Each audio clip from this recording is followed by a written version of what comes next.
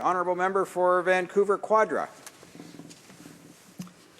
Thank you, Mr. Speaker. I rise today to speak on behalf of the Liberal caucus, along with other colleagues, on this opposition motion put forward today by the Honourable Member of Châteauguay-Saint-Constant.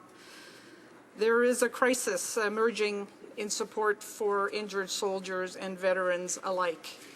This is a crisis that has led to a number of tragedies, a number of recent suicides, and I want to add my words of sympathy and compassion for the family and friends of those members and veterans.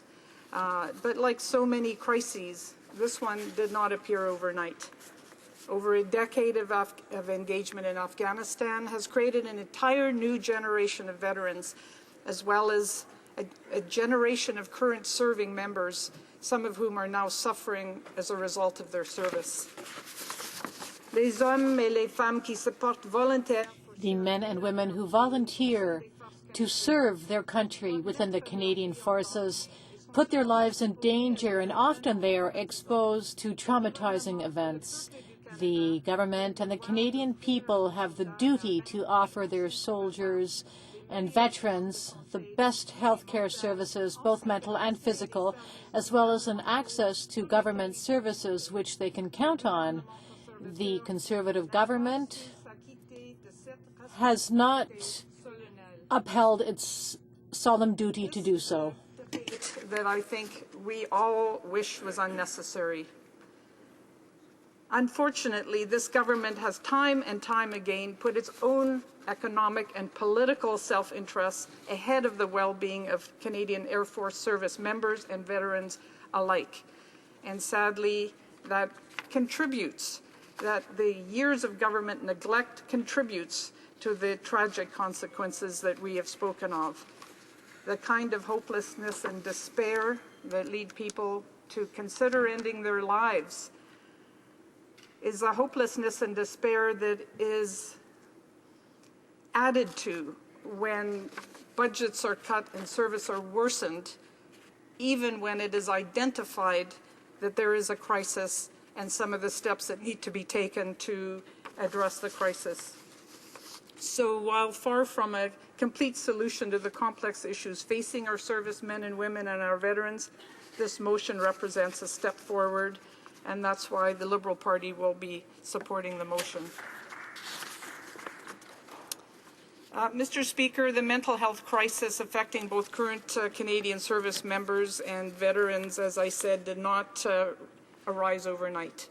Countless independent experts, armed forces medical officials, National Defence and Veterans Affairs Ombudsman, even a parliamentary committee have sounded the alarm bells and offered solutions. And I would suggest that while the government has had a lot of words about how much they care for our men and women in uniform, when it comes right down to the actions that have been identified that need to be taken, they have performed poorly. And in fact, I would say there have been 8 wasted years. The government has simply chosen not to listen. In 2009, the Standing Committee on National Defence issued a report which provided both an assessment of the government's CAF mental health strategy and provided 36 concrete recommendations to address the issues and gaps they found. Recommendations, everything from prevention to early identification, to addressing stigma, to providing support and integrating resources, finding ways to make sure that the medical professionals are hired and available, and that the assessments continue over a course of years, and that the military reservists are included. But 4.5 years later, this report gathers dust on a shelf in the minister's office. Many of the recommendations, I would say most of the recommendations, have not been implemented, and there has been not a single follow-up report from this government. In 2012, the Canadian Forces Ombudsman recommended that the Canadian Forces evaluate its, in quote, capacity to respond to the PTSD/OSI challenge and to address the, in quote, palpable and growing tension between commander and clinician relative to OSI medical treatment and administrative support. And yet the government seems to be caught by surprise. rushing forward to claim that now it is going to provide solutions, while remarkably still ignoring the fundamental issues that created these problems in the first place. There's not only a lack of resources, there's a lack of care, and there's a lack of intention to make this a priority. More than just ignoring the issue, the Conservative government has made it actively more difficult to provide adequate care to Canadian Armed Force Service members and veterans alike. The Ombudsman made recommendations to enable, in quote, more decisive leadership of the mental health system's capacity to meet the OSI imperative, end quote. And yet what we found out is that in 2010, there was a hiring freeze, and so the efforts that have been made by the Surgeon General and military medical personnel to fill the gaps in medical professional care have been blocked routinely and consistently by that hiring freeze, which the government and the minister responsible chose to do absolutely nothing about. Of the 12 recommendations made by the Ombudsman to improve treatment of injured reservists, only 4 were judged to have been fully implemented in his follow-up. That's 4 out of 12. That's a failing grade, Mr. Speaker. Contrary to their claims of unprecedented support, and more than one photo op, I might add, the government has failed to reach even the benchmarks for mental health professionals set in 2003 under a previous Liberal government, to say nothing of the new levels now needed after over a decade of engagement in Afghanistan, including in some of the most dangerous terrain. A CAF Ombudsman's report in the fall of 2012 warned the government then that it had never reached this 2003 goal of 447 mental health workers. So we knew what was needed to support injured armed force members. We knew back in 2003. And that level of support has only gone up. That level of need has only gone up. The level of support needed. But the Vice Chief of the Defence Staff, when questioned at a House of Commons Committee on National Defence, recently admitted, in quote, he is very concerned about the capacity that we have, end quote, to treat injured soldiers, given this government's Canadian Armed Forces budget cuts. A September 2012 National Defence press release boasted about how funds earmarked for additional mental health workers were identified personally by Minister McKay. At the time of the press release, there were 378 mental health professionals employed. Remember, the goal set in 2003, before Afghanistan's primary operational period, was 447. So we had 378 of those positions filled. And now, 18 months later, what's happened? The government has hired 10 more, a measly 10 more. So as of last month, 338 positions were filled, far short of what's needed. And that gap is costing lives. This government may be earmarking the funds, and it claims that it has the funds, and it claims that it has added funds, but they are making it impossible for the Department of National Defence to spend them. So in their frustration, defense sources have gone to the media to share their frustration and alarm. And according to a recent report from the Canadian press, in quote, even though the positions were identified and the money earmarked, every potential hire, both contract and public service, has been subject to an increasing level of scrutiny. So rather than being able to hire the staff they know they need, they are instead forced to justify every application in writing, put it up several chains in the department's bureaucracy, and put it before a committee of assistant deputy ministers at National Defence, by which time either most of those applications have been denied or the person who was being recruited had moved on to another position. According to the Ombudsman, Mr. Daigle, as of today, there are 76 qualified professionals that could be hired immediately, that they've remained in the candidate pool because of a cumbersome and slow-moving hiring process, according to the Ombudsman himself. So the government's own hiring freeze has blocked the provision of necessary medical support positions. The support's not there in over half of the military bases in Canada which do not have a psychiatrist. So these shortages are not going unnoticed. They're affecting the access and quality of care, but they are also affecting morale. And when I talk about hopelessness and despair, imagine the plight of a serving forces member injured in Afghanistan who has to wait up to 2 years to have a medical diagnosis. And before that medical diagnosis is made, that person cannot access the support and services that are needed. That's the situation that our men and women are facing. And while the government tells us one story with a lot of nice sounding words about what they're doing, the servicemen and women I spoke to in Tarawawa certainly tell another story. There appears to be a gap between what the experience is and what is said by government and by the higher ranks in the armed forces, and that is contributing to the sense of hopelessness and despair. And Mr. Speaker, I'll draw your attention to recommendation 2 in the committee that I referred to, the Standing Committee's report, which is entitled Pour de meilleurs soins, services de santé for better care, health care offered to Canada Forces personnel, especially in the case of post-traumatic stress disorder. Is as follows. Le ministère de la Défense nationale, The Department of National Defense must carry out an independent audit of management practice regarding the care given to CF members in order to determine the gap between the policy that the CF has announced and the actual treatment that is given to injured soldiers in the CF.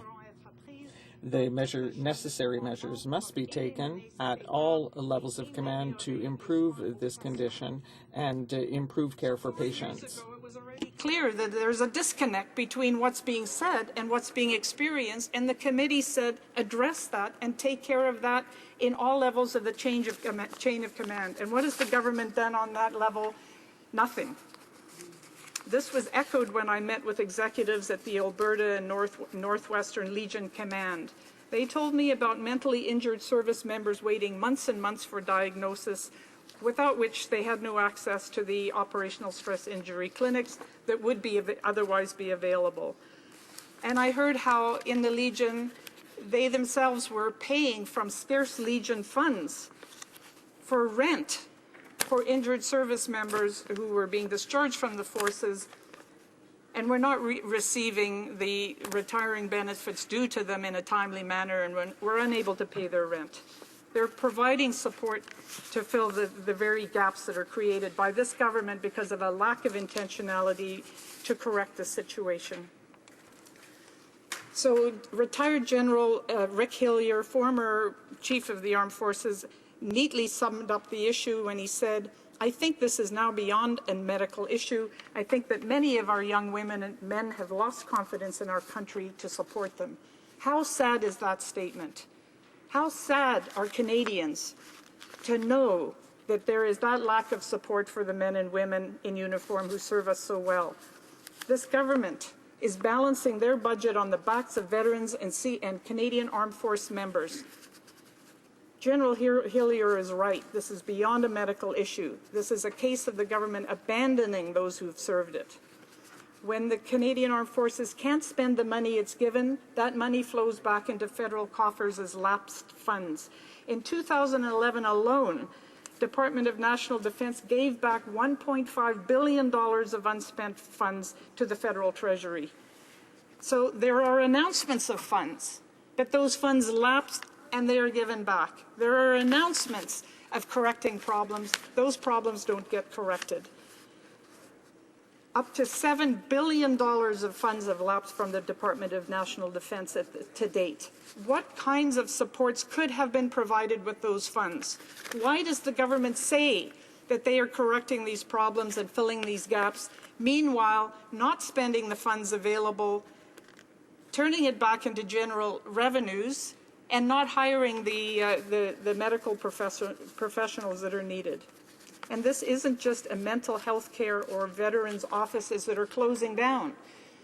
I might add, how many dollars are being saved by closing down these 9 offices that are so critical to injured veterans who depend on that kind of one-on-one care that they've been receiving? How much is being saved?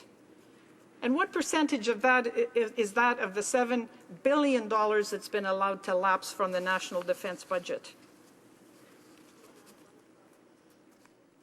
So clearly, aside from the commitment to the armed forces and veterans members for photo opportunities, there is no commitment by this government to provide these men and women who've served and who serve now with the resources that they need.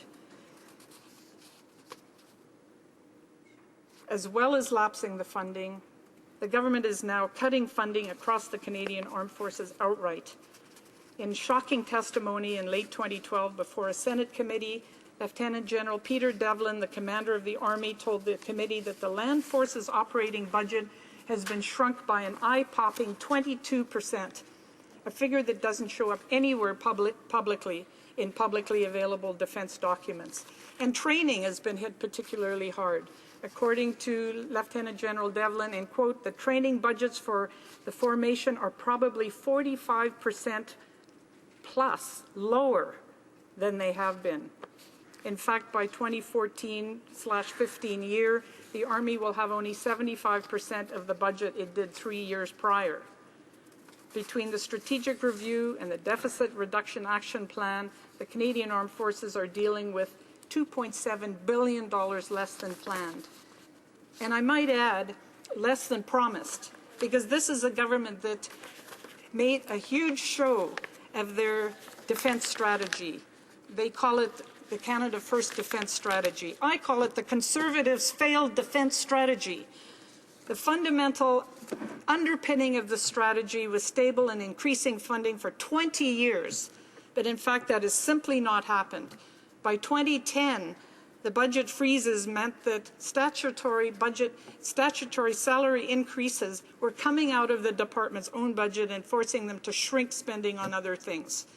And since then, there have been these billions of budget cuts. This is a conservative failed defense strategy, and it is having impacts on the men and women in uniform and our veterans every day. These cuts have specific consequences. The Veterans Transition Network, founded by Dr. Marvin Westwood and Dr. David Cool of UBC in my riding of Vancouver Quadra, has been providing valuable support to returning service members since 1999. And to date, the Department of National Defense has yet to fund a single participant. And of the countless veterans who could benefit from this program, Veterans Affairs has funded participation for a mere 8.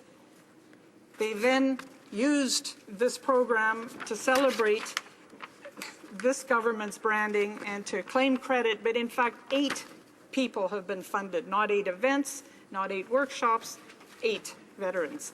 So in the standing testimony before the National Defense Committee, the executive director said, in quote, they're talking about supporting our program in principle, and I'm sure with budget cuts as they are, that everyone is starting to ask, where is the money going to come from? One more example of the government's inability to follow through.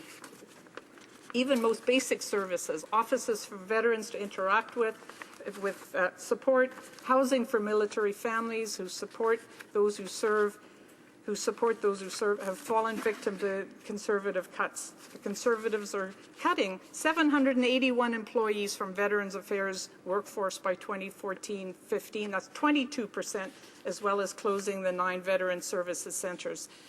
How is that going to improve services to veterans, I ask?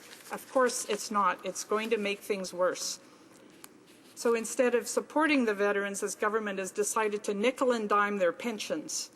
It's more willing to spend scarce resources on lawyers defending the government when veterans have to go to court to get served than they are willing to spend it on the veterans. It doesn't take much to figure out where their priorities are. It is in their own interests and not in the interests of the men and women in uniform and the veterans. Mr. Speaker, I want to conclude that this issue of supporting our armed force members and our veterans is not a liberal issue. It's not a conservative issue. nor an NDP issue. It is a human issue. It's a Canadian issue. It's an issue of right and wrong. And it's an issue of will and intention and action, not words. The men and women in uniform stand up for Canada every day. Why is the government not standing up for them?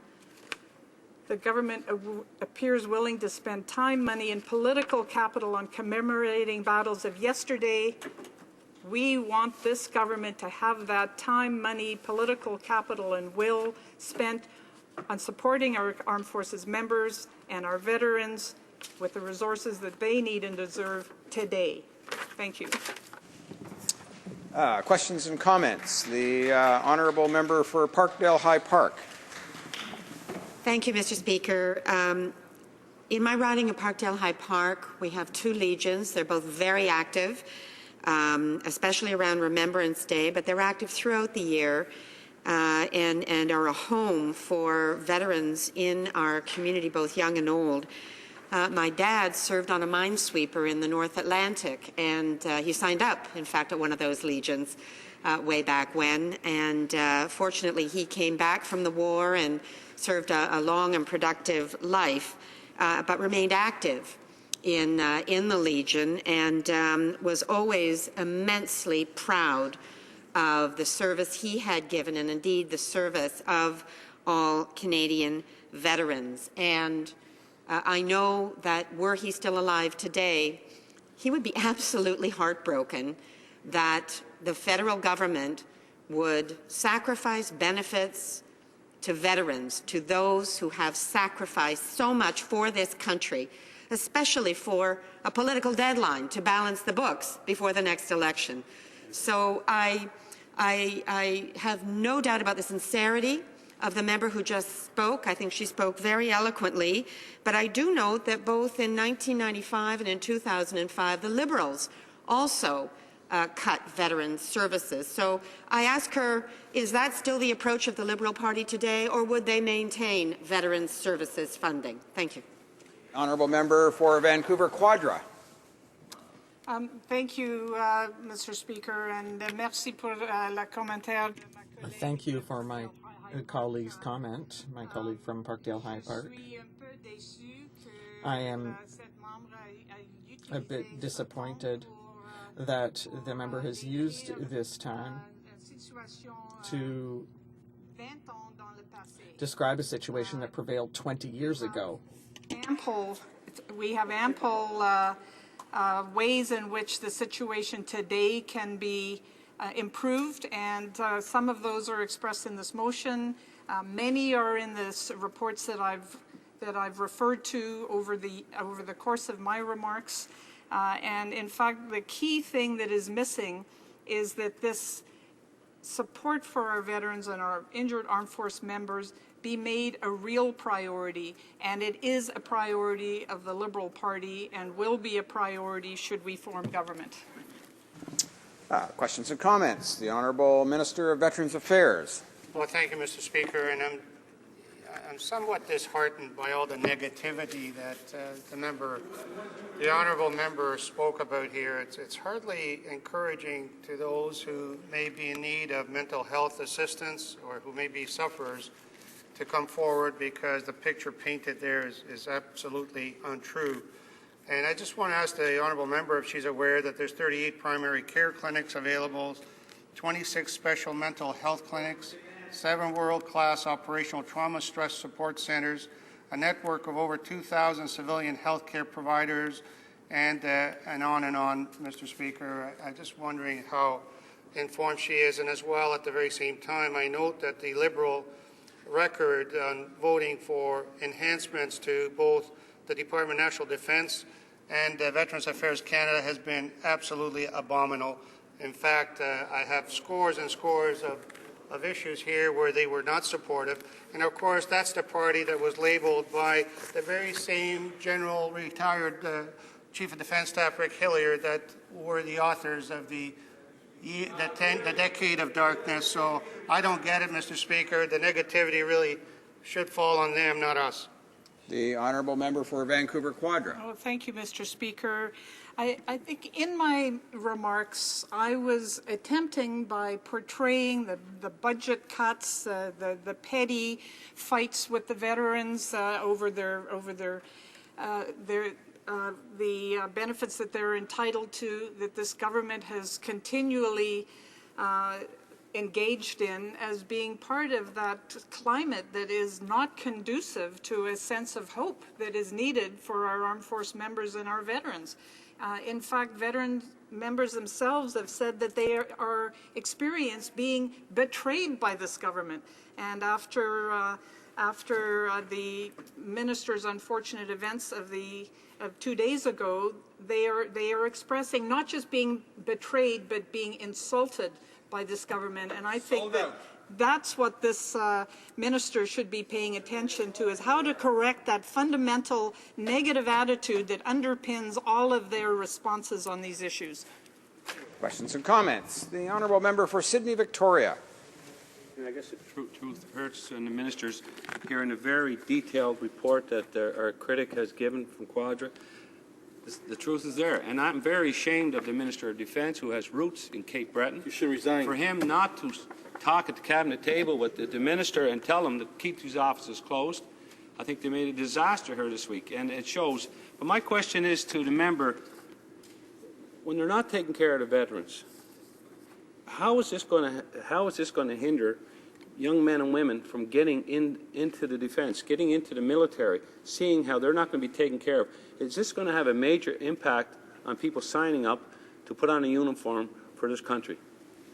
Member for Vancouver Quadra. Well, I want to thank my colleague for that insight, because that's absolutely correct.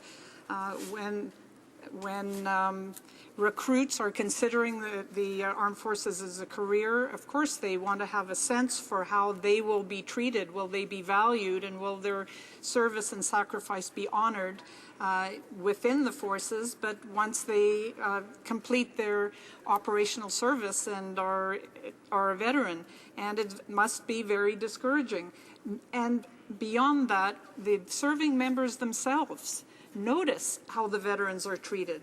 And when the veterans have to go to court to get pensions, when the compensation for a severed limb is less than if they went to Workers' Compensation Board, it's demoralizing for the armed force members themselves. They do an absolutely magnificent job for us, and it is our job to provide the best possible support for them. The government is not doing so. Questions and comments? The honourable member for Saanich Gulf Islands. Thank you, Mr. Speaker, and I thank my honourable colleague from Vancouver Quadra for her speech. I can barely believe what I'm going to share with all members here today, and it's from a veteran that I met with last weekend in my riding.